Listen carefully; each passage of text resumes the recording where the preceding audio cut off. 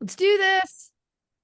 I would. Woo. My internet is just, I just want to be careful because it's acting a little weird. So cool. All right, and then I want to get this recorded to, I'm going to try and figure out how do I record to,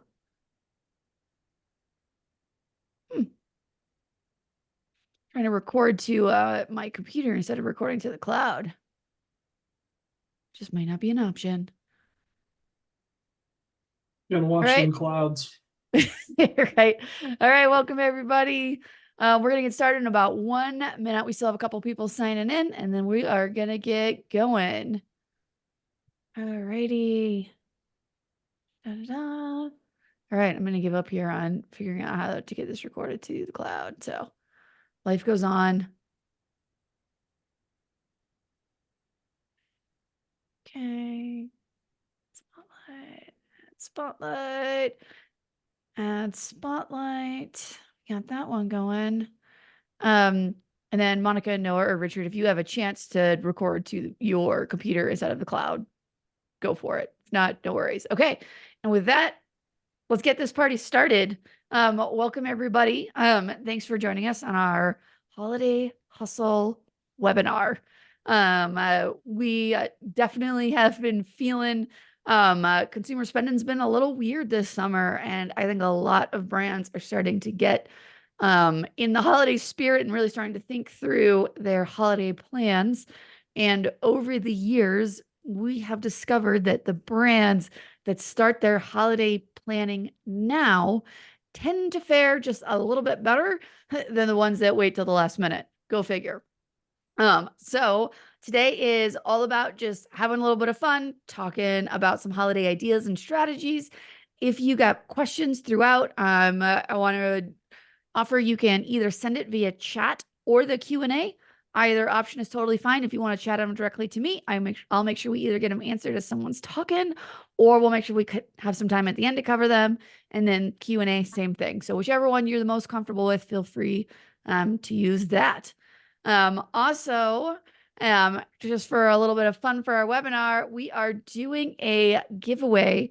So one of our amazing clients, Levenger, makes these incredible notebooks and journals, extremely high-end bindings, notebooks. And it's a really kind of interesting system because you can make them really customizable, and their pens are awesome. So anyways, they have donated a 5-year journal bundle for this webinar. So at the end, we are going to pick one person as our winner. And fair warning, our winner may be the person that interacts with us the most. So let that inspire you to interact with us a little bit. We love it when people chat at us or Q&A or any of that stuff. So send that our way. We love it. Okay. And then first off, I want to start us out with just a few common things that I think are good to mention. Things like classic standbys for holiday planning and pitfalls to avoid. And then we're going to get into having some fun. And with me today, I've got some awesome faces. So my name is Natalie Henley. I am the owner of Volume 9. With me today is a elf straight from Santa's workshop. Also our VP of operations, Richard Lesher. And I hope at least one of his clients is on this call today, to razz him later in his meetings. So. I saw one. They told me this was a costume party, so it's fine. Perfect. Also with us is Monica Sigmund, our Director of Client Services. And my then outfit is not as cool as Richard's, but I tried. Yeah. And my earrings keep going out, but they are Christmas ornaments. Right. Sorry. Straight from Saks Fifth Avenue. We've got all the different parts of Monica. Christmas covered.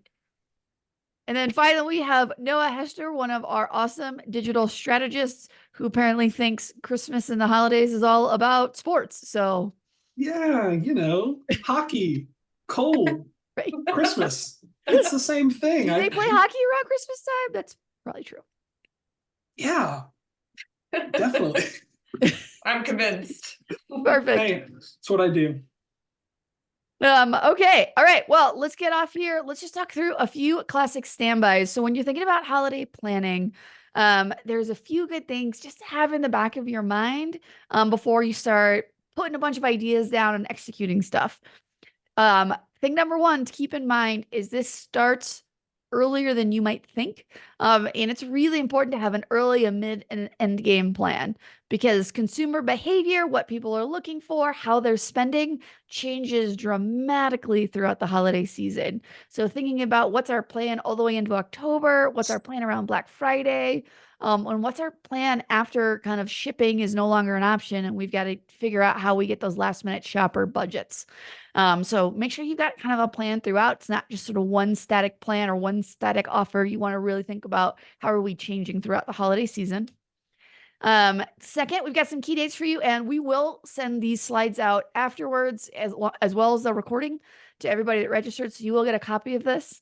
I have gotten a lot of sarcastic comments that I didn't include Christmas on here because I was like, by the time we hit December 25th, what are you doing? So I don't have Christmas on here, but that, we'll call that a key date. From our standpoint of e-commerce planning, here's some really great dates to keep in mind. And I don't know if you've heard there's an election this year, so maybe keep that one on your radar too, and definitely think about that in your social media strategy as we post right up into the election afterwards, and also kind of be expecting ad spend levels to change, the cost per clicks to change. Kind of the election does a lot of things to the holiday shopper budget and psyche compared to a non-election year. Especially this one, because this election's so interesting and so much fun. And it keeps changing. So, But there's other things happening.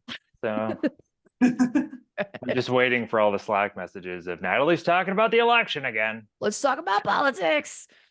Also, really great idea to get a holiday strategy documented before October. We'll talk about this a few times, but in our assessment, holiday budgeting, spending, planning starts in October. It does not start on Black Friday. And so ideal case scenario, get that strategy documented ideally in the next month or so that you're ready. Also, I think one of the things that a lot of e-commerce brands struggle with is data and being able to make a little bit quicker split-second decisions during the holiday season. Maybe a promotion is landing flat or something's going on, or Amazon announced a second Prime or a third Prime Day. And so one of the things that you really want to make sure you've got a pulse on is your data. Where, do we have a really good connection to where e-commerce sales are coming to? What channels are performing? Are we using UTM tagging to make sure that our campaigns are well tagged so we see how it's performing and how Black Friday versus Cyber Monday, etc. So get really connected to your data now and make sure you understand it, and that you've got the ability to monitor and watch it. Maybe not live, but daily or a little bit more often than every other week or something like that. And then also I just have a be ready. This might start fast. From the conversations we've had so far, e-commerce brands are gearing up for this. I think that there is a perception that summer spending was a little anemic and everybody needs fourth quarter to make their budgets happen this year. So really smart e-commerce brands are already thinking about how they're going to get aggressive. So just expect that this might start faster. This might feel a little more intense because a lot of e-commerce brands are really thinking about how do we, circle the wagons here around Q4 and the holidays. All right, now I'm going to pass it over to our elf to talk through pitfalls. Yeah, perfect. So things to avoid. I'm the negative Nelly elf, apparently. So things to not do. So first being, don't wait. And since you're all here, you're clearly thinking about it. You're clearly trying to be prepared, but certainly it has happened where people wait until the last minute or feel very reactionary as they see other sales be announced or see other deals be announced that they want to react to it or they want to try to put them together at the last minute. And you definitely don't want to do that for a lot of reasons in digital, but generally, who wants to be stressed this time of year anyway? Get ahead of it and then you don't have to worry about it. And then this happens all the time. I don't know why, but that really amazing experience that you want to have with your website for the holidays, start thinking about that for 2025 now.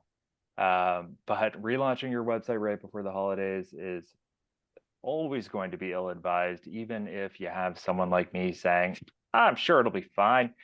There's always something with a new website. So maybe hold off on those plans or start planning the new website for next year. We had a major client. They were a big toy brand that did this, and they launched mid-October, and it just destroyed. Turns out lots of people buy toys at the holidays, and they really, depended on November and December, and they just destroyed their holiday sales because there were bugs on the website. They lost SEO rankings, and they brought us in to start to try to help, but you can only fix so much so fast. And it was just not a good time for e-commerce sites to be relaunching. And I'm actually visiting family right now. I'm currently in a child's room, to give you context. But one of the things that actually came up yesterday was my sister-in-law looked at me and she had 16 boxes on her front porch. And she just said, I know I shouldn't, but I can't stop buying from Amazon. They just make it way too easy. So certainly as you prepare for the holidays, you don't want to ignore Amazon or pretend like it doesn't exist, because users are going to be thinking about that. Your customers are going to be thinking about that, thinking about how quickly can they get it, Amazon delivery versus, the item that they want to get off Temu that'll take 6 weeks to arrive, where I think this is where the costume came from, I think. But Nah, always Santa made that for you. Considering the competition. Don't try to gaslight us. Yes, Santa. But considering the competition, Amazon is always going to be a part of that stack. So you want to make sure that you consider Amazon as part of any strategy that you put together for the holidays, because they do make it just so easy to buy something that you may think you want. Okay, and then getting lost in the sameness or mediocrity is really posting with the sake of posting, or posting for the sake of posting, right? People are going to give you a hard time if you don't say something about it. So you put something out and you just grab whatever someone else said. This is a good opportunity to stand out and be unique, and make sure that your message gets through in what essentially becomes a clutter of these posts, right? Of just wishing you and your family the best. And yeah, really just customizing that messaging and trying to stand out in the crowd is going to be your best bet. And kind of shifting away from that mindset of, well, if we don't post about it, people are going to be upset, or if we don't talk about it, people are going to be upset, but rather posting with the purpose of, growing that engagement, growing an audience, selling more things. Certainly an opportunity for all of those things. Awesome. All right. And then I've gotten a couple people sitting in the chat. It looks like, I don't know if like the Q&A is working for everybody too, but feel free to send me a question in the chat or the Q&A, and we'll definitely make sure that we have time at the end to address different questions and Q&A. Okay. All right. Let's switch to some fun ideas. And first on tap, we're going to go generation by generation. We're going to go in order of generations. And so we're going to start out with Monica and talk about how to reach baby boomers at the holidays. And I do have to proactively apologize. Apparently, they've decided that now is the best time for an air show out of the entire week. So if you hear any background noise, planes flying by, I'll do my best to talk loudly so that it doesn't interrupt me too badly. Hopefully the noise cancellation is fairly dependable. But so starting with baby boomers, so, going generation by generation, the big thought here is that, if you don't really know who your target audience member is, then you're essentially just taking a shot in the dark. So it's really important to understand what their key behaviors are, facts about them, how they like to purchase, what kind of experience they like to have in order to actually market to them effectively. So before we jump in, I just want to start with a question to get the chat going and alive. So if you either fall within this age range, or if you have friends or family members who are baby boomers, drop in the chat what traits or characteristics, something about a brand that you think matters the most to them, or even a behavior as far as buying that you think is really important either to you or to friends or family. And then we can see. And I am gonna wait until we get at least one answer. So let's go ahead and get the chat going, but maybe I won't wait. I'm not gonna put that kind of pressure on you guys, but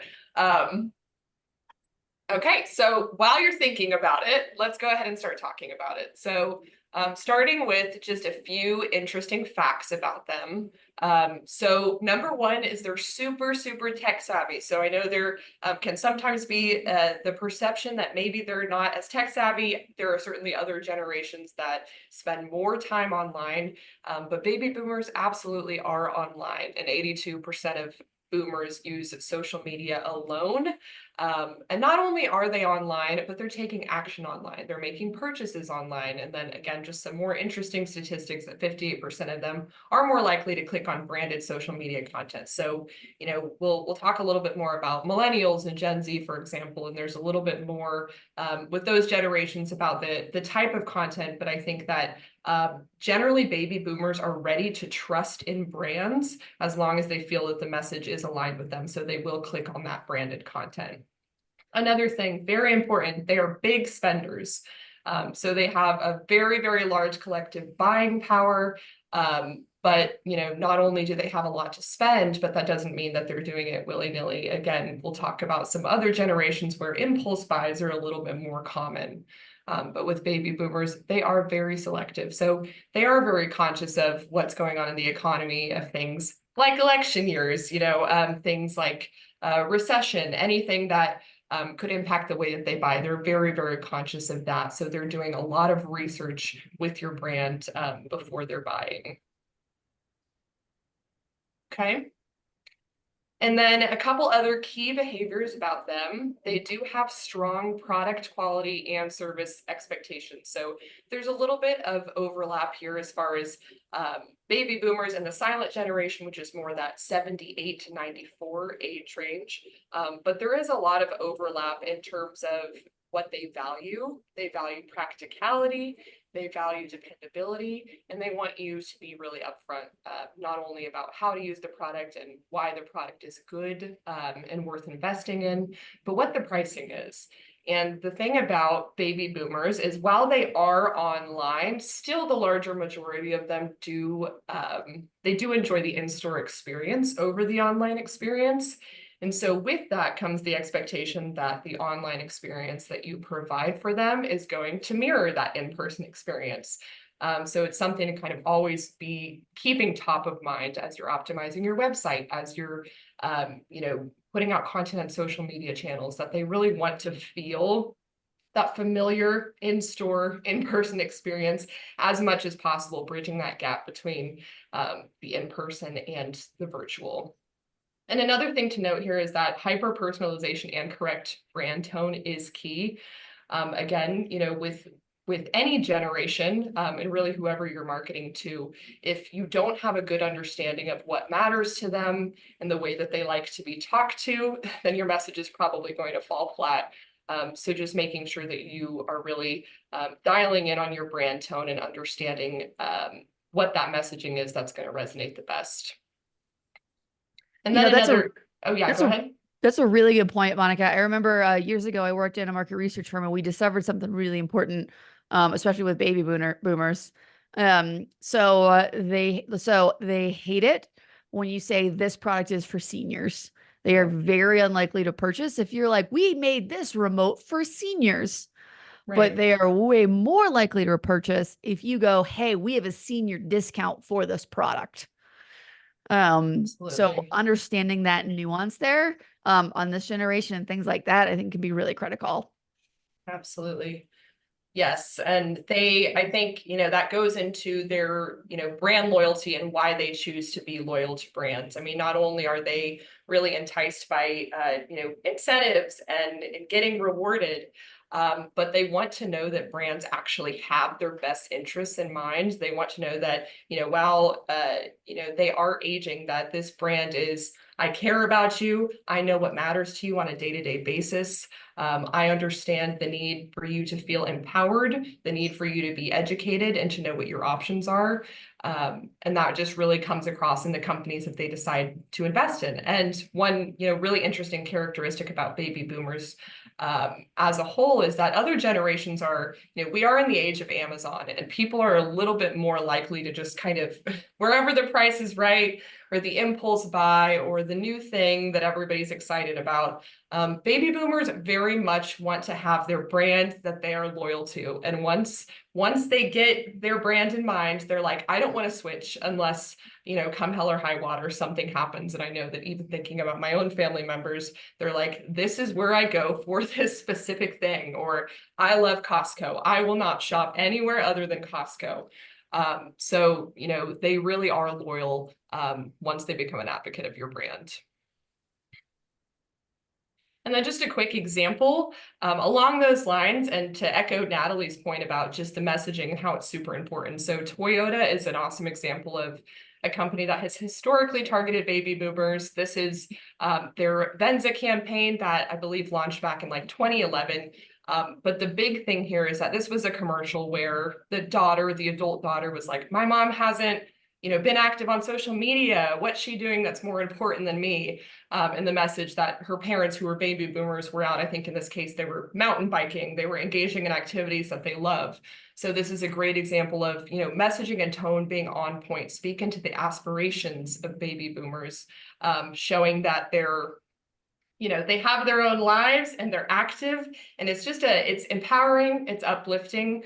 And I think that that's key, just making sure that you are respectful in your messaging, empowering, and then that's how you get them to fall in love with your brand, because they feel understood. Okay, just a couple more here on baby boomers. So the next big question is, okay, well, where are they spending their time? So number one, they're spending their time on Google, and they are using their phones. Google is the most used mobile app by 76% of boomers. And so that is both organic and paid search. Definitely both are very important avenues for baby boomers, and they're using it all the time. And then I wanted to throw out a question. So social media, you may know this, you may not, but boomers are on social media, and their by far most used social media app is, I see one guess. We have one guess, and then someone just chatted me directly and they guessed Snapchat. I think that was sarcastic. Looks like everybody seems to think it's Facebook, except the one snarky Snapchatter. Ooh, we got a guess for LinkedIn. I mean, my mom would totally be on Snapchat, actually. So LinkedIn is up there, absolutely. So I will say, you guys the majority is correct. It is absolutely Facebook. So Facebook is definitely the big winner as far as baby boomers. I will say, Carly, LinkedIn is absolutely up there as well. Snapchat, probably not, but you know what? I'm sure that there are baby boomers that are super Snapchat savvy. And then looking at their other channels, email. So email is important to them because, again, we talked about how their brand loyalists and loyalty programs with benefits for them work really well. They really like to be rewarded. They like to feel important and valued by a brand. And they're more likely to make purchases via email or something that they see in email. And that kind of dovetails into the website. They really do still like direct phone call support. So there's a lot of times where they're going to see an email from your brand, and then they're going to call customer support, or they're going to navigate your website on their phones or their desktop, but then they're going to call customer support. So this is another example of that in-store experience and the need to mirror in your online store experience to make sure that your customer service is really top-notch, because they want to talk to people, they want to talk to humans, but they will absolutely start that journey via email or on your website, which is all the more reason to make sure that it is optimized, that it's easy to navigate, that it's easy to locate what they're looking for, and that you have that phone number front and center for them. Love it. Okay, and then just a couple of ideas. So going into Q4, what are the big takeaways from this?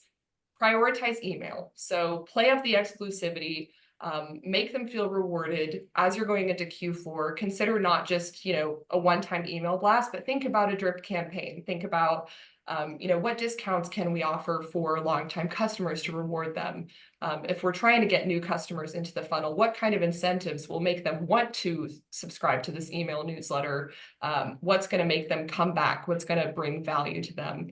And playing up seasonal deals, again, not just a one-time email blast, but thinking, do we have 12 days of deals, or even can we share stories about our staff along with our discounts?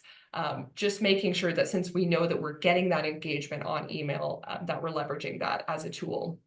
And then using Facebook content to meet them where they are. So we know that they're on social media, we know that they're on Facebook, so it's really important to post consistently and have a presence on that platform if your target audience does include baby boomers and those in this age range. But not only posting consistently, but mixing it up, trying giveaways, contests, exclusive offers, and even just an engagement-driven approach. Try using nostalgia, try using humor. And the note there is that, again, being on tone is key, and just making sure that you are strategic about whatever you put out on behalf of your brand.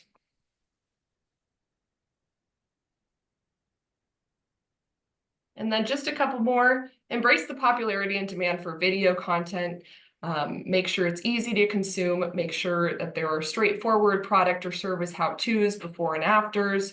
Video is one of those things that is just universally creeping in. It spans all of the generations. Everybody loves consuming video content right now online. And it doesn't have to be big and fancy. It can be as much as, you with your iPhone or whatever it is, a good enough quality camera, taking a video and getting some of that into the feed. Again, a note on tone. Take this opportunity to dial in the tone of your brand and make sure, hey, when we put out messaging, is that really the way that they want to be talked to? Are we being clear about the value of our product? Are we talking about the benefits for their health, for their time, what's in it for them? And then just taking a search first, mobile first approach. And this is certainly not exclusive to Q4, because there are opportunities to do this in Q4 and beyond. Again, to echo the earlier points, do not relaunch your website in Q4, but start mapping out opportunities. Start, heat mapping, looking for pain points or just areas where, maybe you're getting a lot of phone calls about a specific page of your website, and users have a lot of questions. That might be a great signal that it's not super clear, and that there are some things that you can do to optimize that for a better experience. And then one last question. According to Forbes, baby boomers use their phones approximately how many hours a day do you guys think? 13, 13? 10 million. probably. Well, we have a guess for 10 plus. Wow. So basically 10 million was her guess. 5 to 8. Anyone else? No, 4 to no 6. bad 4 to guesses. 6. Okay, 4. got it. All right, Monica, what is it? It is 5 hours a day. So all that to note that while if we stack it up against the other generations, they are by no means on their phones the most average hour. Yes, Carly, Liza, you guys were super close. But again, I am sure that there are baby boomers that are also 10 plus hours a day, even though that is concerning for anybody in any age range. And please spend less time on your phone if so. But it's all the more reason to just make sure that you're prioritizing that mobile first approach. Okay, and that's what we got for baby boomers. Okay, let's move on to Generation X. I was thinking about like my favorite couple who was in their mid 40s, and I went, obviously it's the Griswolds. If the Griswolds were that same age right now. So just, not if you fast forward from 1989, because Chevy Chase is considerably older than his age range, but roll with me on this. And as part of that, I have a little fun holiday question. For those of you that have seen one of the greatest holiday movies there is, which is National Lampoon, the Christmas Vacation, Christmas, is that what it's called? I think it's what it's called. Mhm. What did Aunt Bethany bring as a present on Christmas Eve?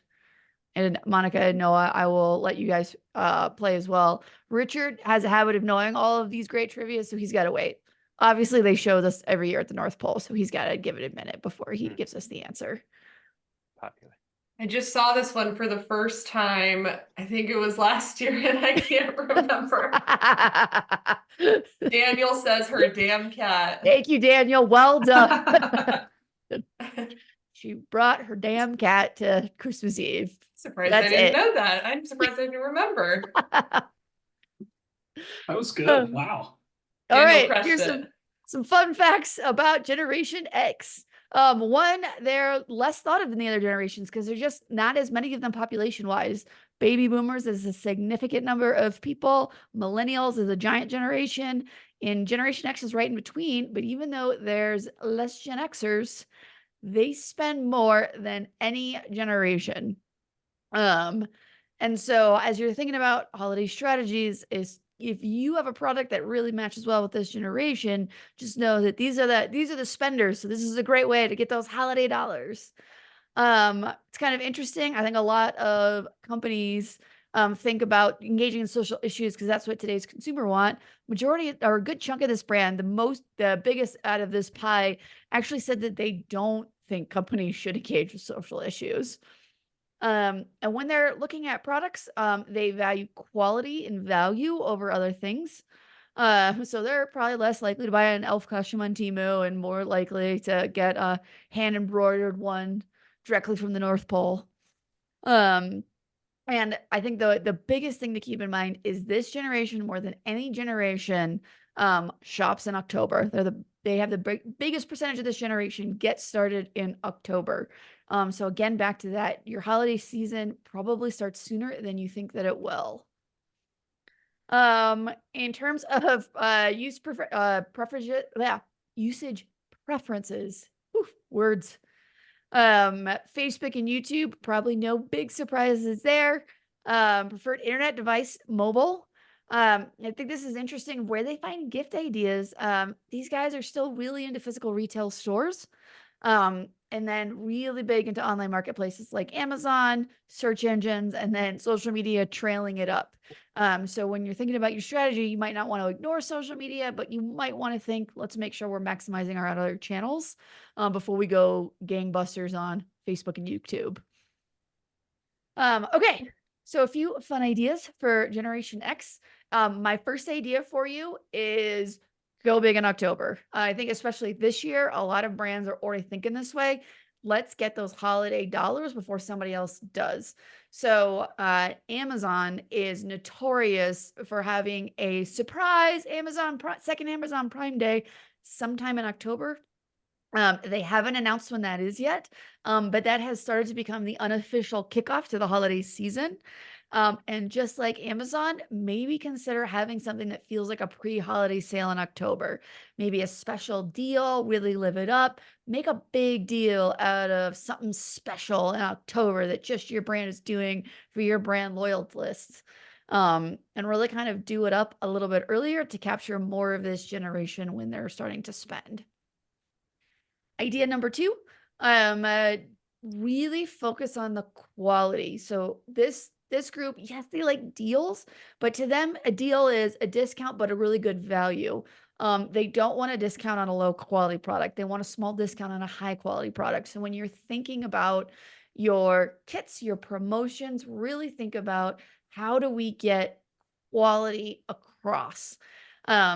So when you're thinking about this, a great quote somebody told me years ago is people don't actually buy products on websites. They buy pictures of products.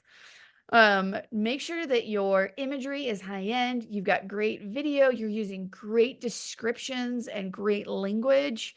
And then make sure you're grounding on a higher price value ahead of the holiday. Like this is worth $300 so that when you discount it down to $250, everybody knows how good of a deal that is. So you want to make sure you're kind of going on early to kind of really ground your consumers on the value of things.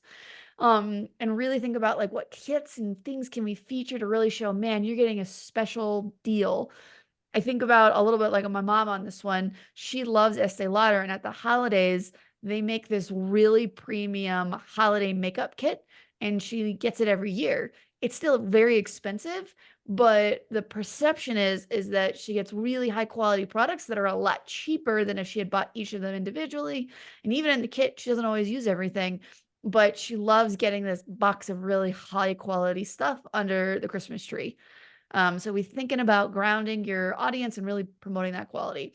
And then just a kind of a fun little recommendation here in AI. So I just grabbed a stock photo of a notebook and just showed you how easy it is to take your white background stock photos that every e-commerce brand on the planet has, and turn it into something more luxurious. So this is just one example of one AI tool. And this actually was free, but they have a paid version called Pixel Cut, where you can take your product on white stock backgrounds and start to put it easily into other situations and lifestyle photography, to really make it look a little more high-end and luxurious. So just one little kind of neat AI tool. There's a few that do this. This one's a really good one.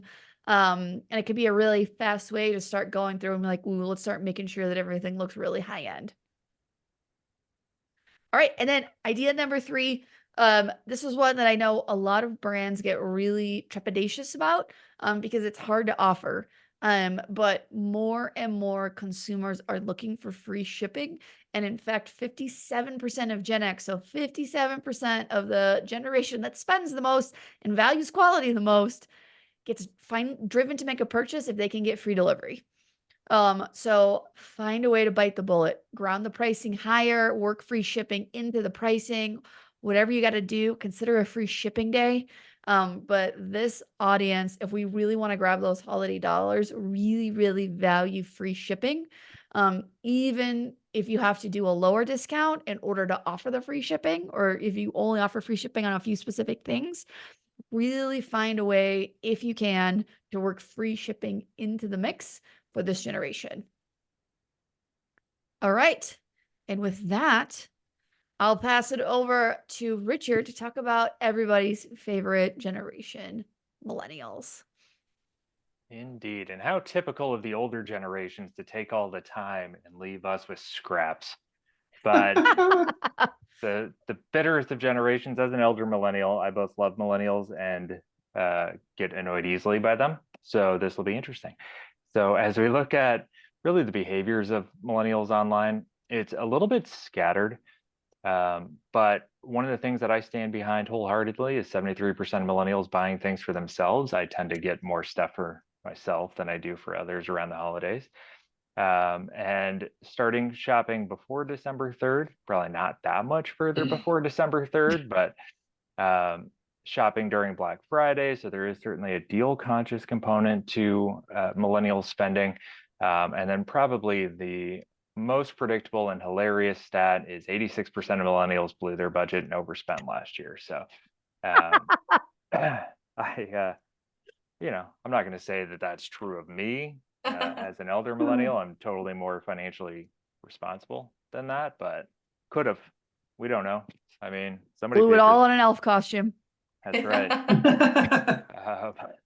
And then valuing experiences over possessions. There is certainly a component here where millennials are looking for brands that are sustainable or focused on sustainability and social responsibility as well. Okay. And then online usage preferences. So all the social media, millennials very much think they invented social media, which, kind of true. Kind of did. But yeah, so they spend a lot of time in social media. In the physical retail stores, something that's very common with millennials is going to be showrooming, which is the idea that I don't want to buy a picture off a website. I want to go somewhere. I want to touch it. I want to see it. I want to be, around it before I make the investment. So there is quite a bit of shopping at a physical retail store to then price shop it in an online marketplace across the millennial generation. I'm going through my slides a little bit faster because I'm respectful of Gen Z. Appreciate you.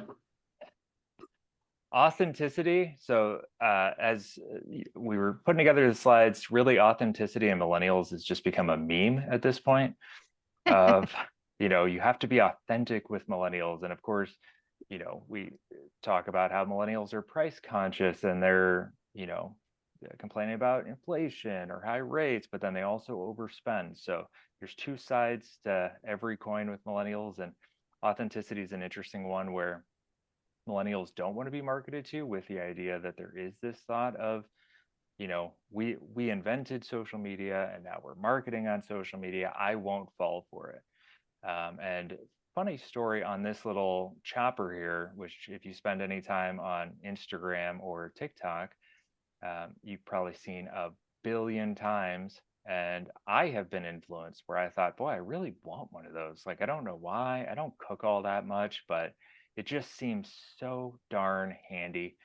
Um, and they have a bunch of influencers telling me why I need it and not selling it to me, not telling me that it's on sale for $10.99, but showing me, that it will keep my fingertips intact as opposed to a mandolin. And again, my sister-in-law was like, oh, I have one of those immediately when she sees the slide and pulls it out because she also got influenced by really the marketing around these things.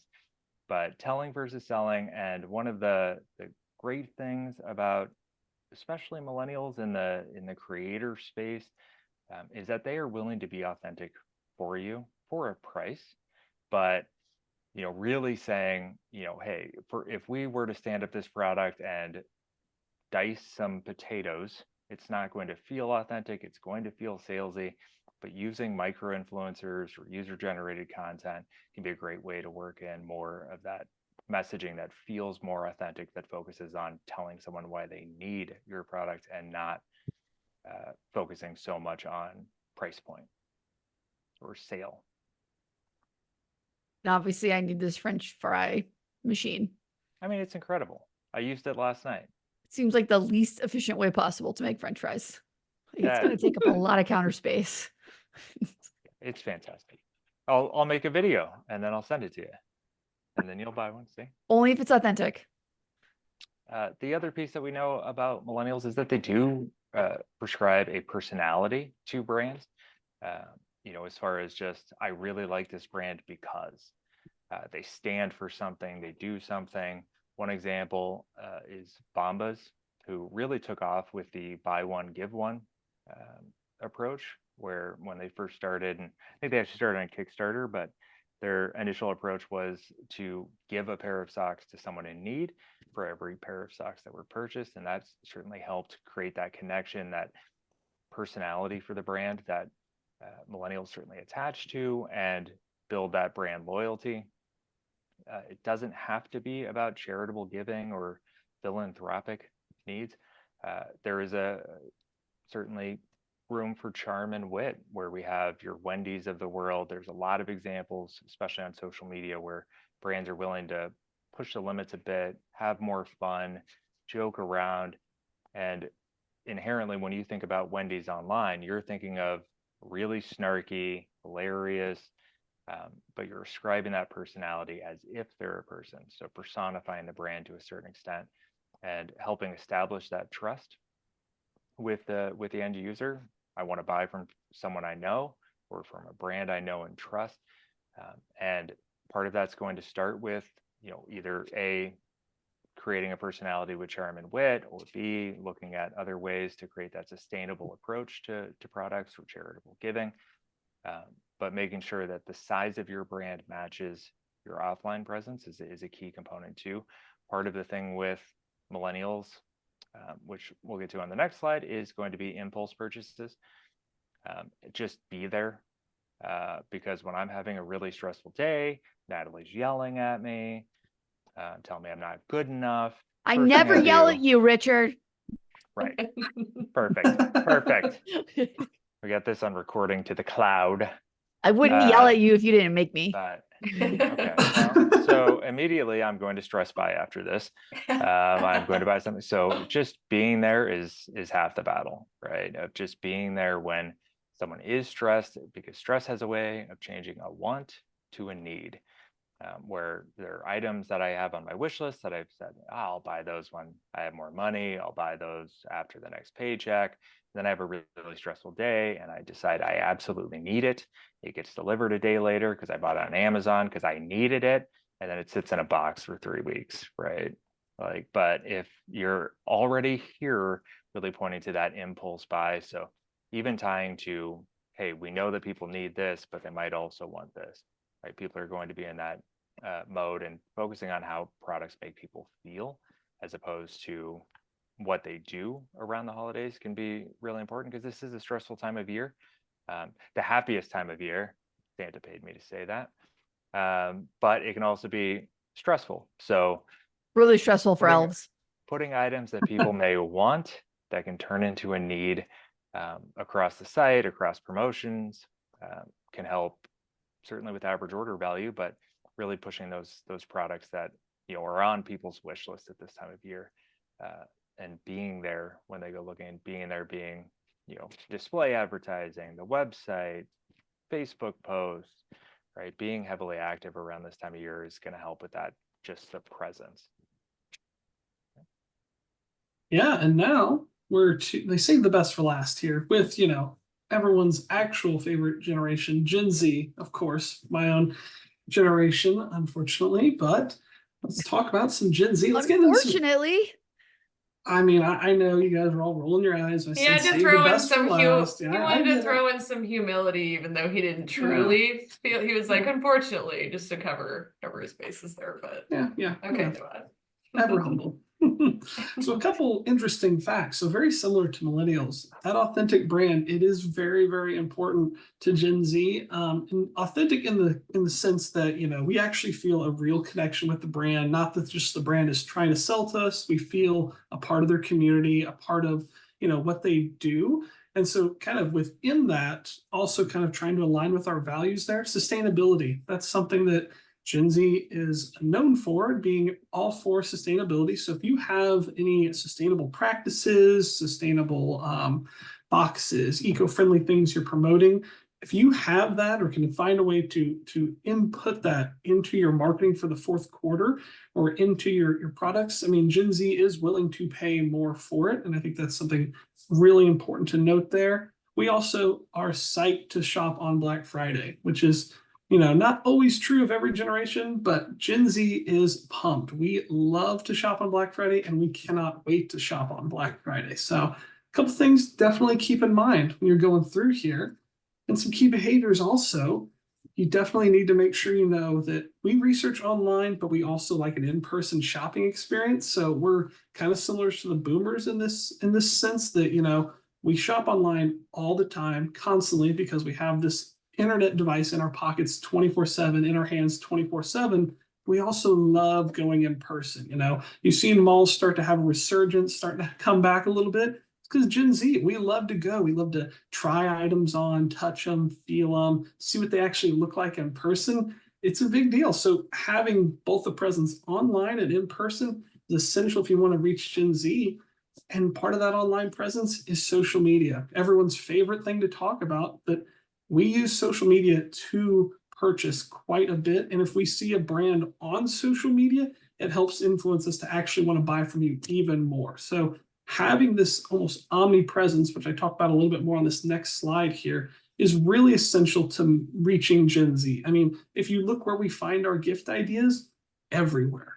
We are literally everywhere at physical retail stores, social media, search engines. We are always looking at all these different things. So being omnipresence, having a good in-store presence that matches your online presence is really essential.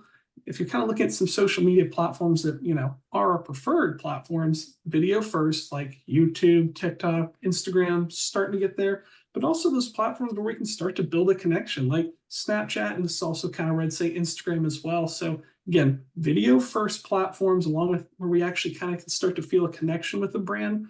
Those platforms are really, really important to Gen Z there. And talking through a couple ideas here. So the first idea here, this is definitely not exclusive to Q4 by any means, but social commerce integration is something that brands most certainly need to be doing when you have a generation like Gen Z, where our buying power is getting bigger and bigger, and we're always on social media. Just removing the barriers to purchase on social media is going to be something essential if you want to keep converting at higher rates, especially in Q4. I mean, for instance, if you have, a natural soap brand, you can showcase products in short form videos, and immediately have a link to click right there, or even on Instagram, you just have to tap the video and boom, you can buy it within 1 or 2 clicks. So that's something really essential. If you want to remove those barriers to purchase, social commerce integration is a really important thing there. Another thing, which I know we talked about, Gen X, not really as much into this, but Gen Z, again, like I said earlier, we're all into sustainability. So if you can find ways to highlight, you have eco-friendly materials in your stuff, you're using waste reduction, things like that. If you can find ways to weave that into your marketing, it's really going to resonate with Gen Z. And it's got to be an authentic way, of course. Don't just do it to do it. If we can tell that this is something you care about, and you're trying to find better ways to be eco-friendly with your products, it's more likely to connect with Gen Z, and it's actually going to promote, get us to want to actually buy from you at a higher levels there. So that's another part, again, not exclusive to Q4 by any means, but finding ways to weave this in Q4 and throughout the year is really important if you want to reach Gen Z for sure. And last, but certainly not least, kind of Richard mentioned this a little bit, the millennials, but Gen Z, using user-generated content is really, really important for us. We like to see other people using products. We like to see people our age interacting, using things. So if you can find ways to get user-generated content, whether that be photos or videos, and use them within your social media feed and your marketing emails, it's just a better way for us to resonate with that brand, kind of start to feel that sense of a community. Once you have a sense of community around your brand, people are more likely to actually convert and want to buy and interact with your brand more often. So this is something, again, not exclusive to Q4 by any means, but finding ways to implement user-generated content throughout your marketing in Q4 and throughout the year is really essential if you want to reach Generation Z. So that's kind of my wrap up. I know I was a little quick there, trying to keep an eye on time, but I will kick it back to Natalie. Woo, way to be scrappy, Noah. Hey, I was trying there. I don't want to go over time here. Okay, guys, and I'm gonna apologize ahead of time because I don't know why I do this, but I keep using sports analogies every time I do presentations, and I'm terrible at them. But I think this one's correct. We're basically rounding third now. We've got the bulk of the content. So this is a great time if you've got questions. We will stay on and kind of answer them as long as we want to. As long as we have more questions coming in, send it. Yeah, woo. Send your questions in via the Q&A or send them directly to me in chat. A couple people have just chatted me directly, which is totally fine. Just send them in. We'll get them answered. And it is time for us to pick a winner. And I think the right person to pick it would, of course, be Santa's ambassador. So who would Santa probably choose for our giveaway? I'm going to butcher the last name because everyone has difficult last names here, but Carly, Sasha? Congratulations, Carly! Shaka. Nice. Shaka. I don't think I said that in any of my variations. he was wrong all 3 times. All right, congratulations, Carly. We will send you an email right after this just to get your mailing address, and congratulations on winning our giveaway and for all the great engagement throughout the webinar. All right, so we've got a couple of questions. I'm going to start going through them. Feel free to get them in. All right, question number 1. Okay, this question. Would you recommend promoting different products around a key date or focus on a broader offer like 10% off? Who feels like they want to knock that one out? I was going to say it's totally dependent. I mean, I think it totally depends on your industry and the product or service that you offer. If there's something that makes sense, like let's say you sell, I don't know, you have a spooky Halloween notebook, let's say, if we're Levenger and we've got something that's themed specifically for seasonality, then yes, that's something that we would push in October. But if it starts to kind of muddy things up and it's easier and you have the capability to just offer, a free shipping for a day or something like that, or new arrivals 20% off even. I mean, I think it's hard to give a black and white answer because it's just so situationally dependent on industry and just on timing and seasonality generally. But great question. I think one overarching note would just be kind of lead into your intuition on that one, and what makes sense for your service, your industry. Okay, awesome. All right, next question. I think this would be a great one for Richard. Since you noted, don't ignore Amazon as a major pitfall. If our products are listed both on our website and on Amazon, should we just go ahead and drive, like have the listing over to our Amazon listing? Like, should we just drive our website traffic to Amazon? Or is it better to keep it separate? So better to keep it separate, and it really goes to the size of your footprint, right? And there can be considerations like adding a link to Amazon on a product page, where it's buy here or buy it on Amazon, and that can help with the free shipping component, right? If people are already on Amazon Prime, they'd prefer to buy it on Amazon, you create a pathway that makes it a little bit easier, but there are certainly people who want to buy directly from the brand, whether it's a feeling of supporting the business directly, or it's a feeling of trust where they may not trust Amazon as much. There are people who want to buy directly from the site. I would say the biggest thing to be conscious of is pricing against your Amazon listing, where we see a lot of times the listing on your website is higher than it is on Amazon.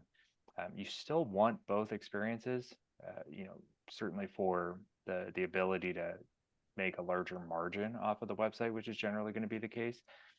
You still want both experiences, but then it would become even better to make sure that you include that link to Amazon. So if there are unauthorized resellers, as an example too, you're also making sure that they're buying from you directly. Awesome. All right. Noah, I think this one is a great one for you. Okay, so we got one generation that prioritizes social issues and another that doesn't even like it when brands come out for a social issue. So how do you choose for your messaging? What do you do? I mean, I think this gets back to the idea of knowing who your target audience is here. So, I mean, if your target audience is, Generation X, avoiding it. But if you are targeting, the younger generation, millennials and Gen Z with your brand, absolutely start weaving in. So I think this just really, all in all, you need to know your audience that you're marketing to. If you don't know that, first step, figure out who that is. And then once you've determined that, that'll help you know whether, okay, I do need to kind of weave in some more of these social issues, sustainability, or maybe not. Gen X is my main bread and butter here, so maybe I try to avoid those there. Awesome.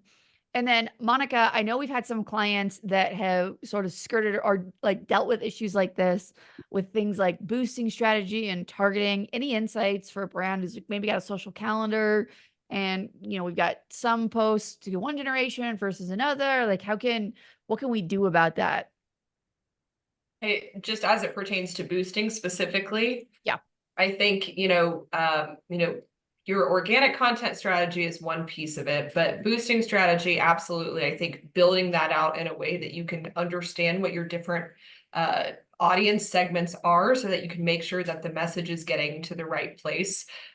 For example, if you know that something is only going to pertain to audience members in a specific region or within a specific age range, it's good to build out those boosting audiences ahead of time. That's something that you could do within Meta or LinkedIn. It depends on what ads manager you're using, but having kind of a few different audience segments prepared so that that once you post something organically, you can put some dollars behind it and select the applicable boosting audiences to amplify that message on social media.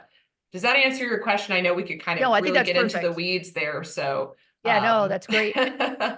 All right. And then one really last question, and then we're at time. And Richard, I think this is a great one for you to do a quick hit list.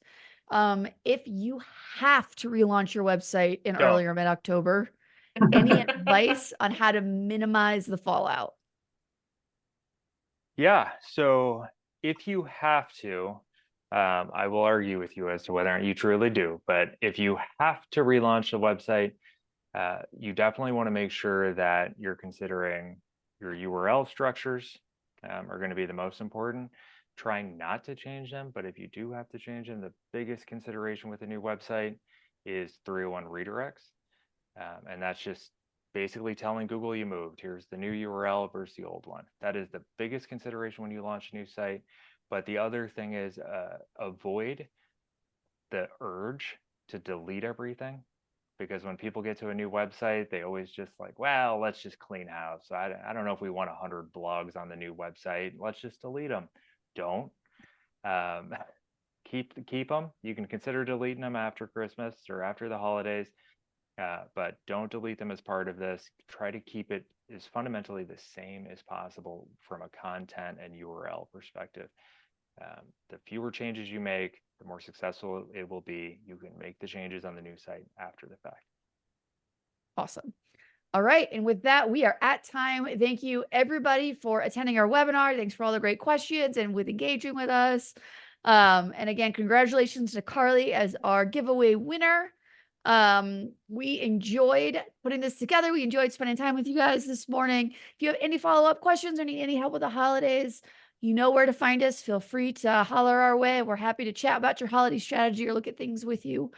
Otherwise, we hope you guys have an amazing holiday season and you conquer those holiday spending budgets. So thanks, everybody. Have a great rest of your day.